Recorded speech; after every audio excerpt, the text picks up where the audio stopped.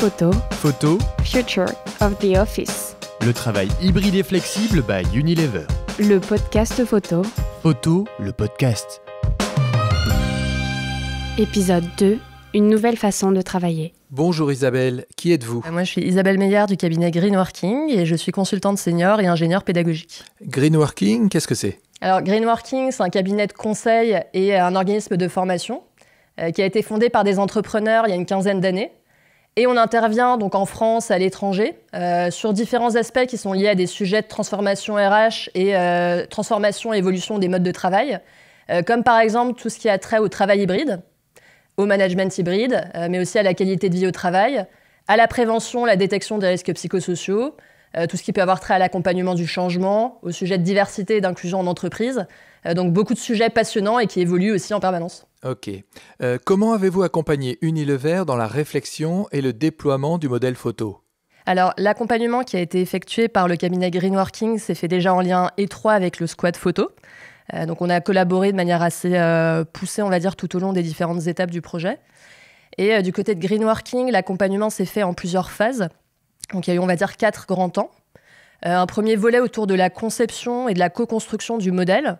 Donc l'enjeu, c'était de pouvoir construire un modèle qui soit effectivement flexible, qui permette de garantir la préservation de la culture, du sentiment d'appartenance aussi chez Unilever, de répondre aussi à des besoins opérationnels, c'est-à-dire d'avoir un modèle qui soit à la fois innovant, mais aussi pragmatique, qui réponde à des besoins métiers, qui réponde à des contraintes métiers aussi. Donc il y a eu tout ce volet, on va dire, de conception, de co-construction du modèle. Ensuite, un temps d'appropriation du modèle, puisqu'une fois que les grands principes ont été définis, l'enjeu, c'était que les équipes puissent se les approprier. Comment concrètement on va tirer le meilleur parti du modèle ? Quelles sont les questions qu'on se pose ? Comment est-ce qu'on peut y répondre de manière très pratico-pratique ? Et enfin, un dernier temps, qui a été aussi un volet important d'accompagnement du changement. Comment justement est-ce qu'on peut faire en sorte qu'une fois que le modèle soit défini, que les équipes se l'approprient, mais qu'aussi elles aient envie justement de prendre part à ce modèle. C'est-à-dire comment est-ce qu'on les embarque ? Comment est-ce qu'on répond de manière très pratico-pratique aussi à leurs questions ? Comment est-ce qu'on les outille ? L'enjeu, c'était que justement tout le monde puisse tirer le meilleur parti du modèle, de la collaboration, du sentiment d'appartenance, de, on va dire, l'aménagement des nouveaux espaces de travail aussi, en lien, encore une fois, avec les besoins des différents métiers. Quelles ont été les actions concrètes que vous avez menées pour structurer cette nouvelle manière de travailler ?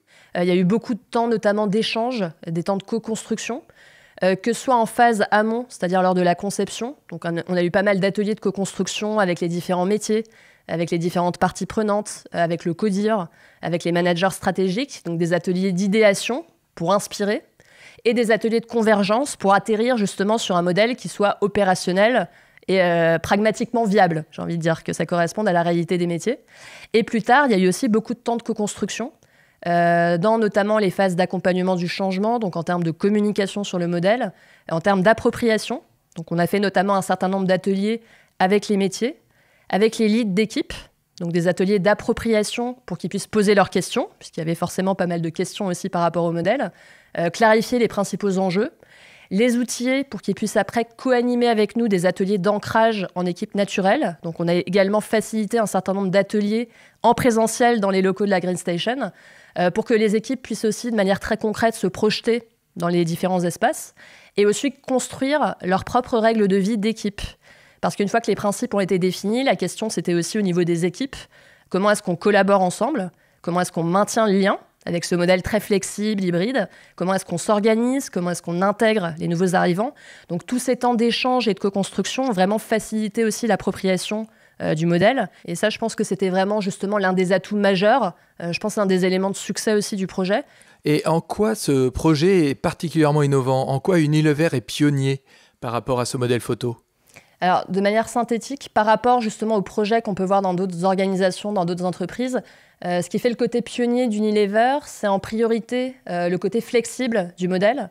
On voit beaucoup d'organisations qui passent sur des modèles hybrides, mais généralement de manière plus rigide ou plus fixe, c'est-à-dire avec des jours qui sont davantage fixés, avec davantage de contraintes aussi par rapport aux règles du modèle.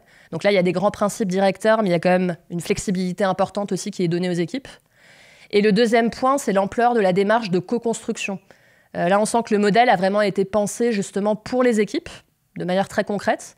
Donc avec des temps de consultation, des temps d'échange qui ont été aussi importants et qui ont permis au modèle justement d'être perçu comme innovant, mais aussi pragmatique et concret.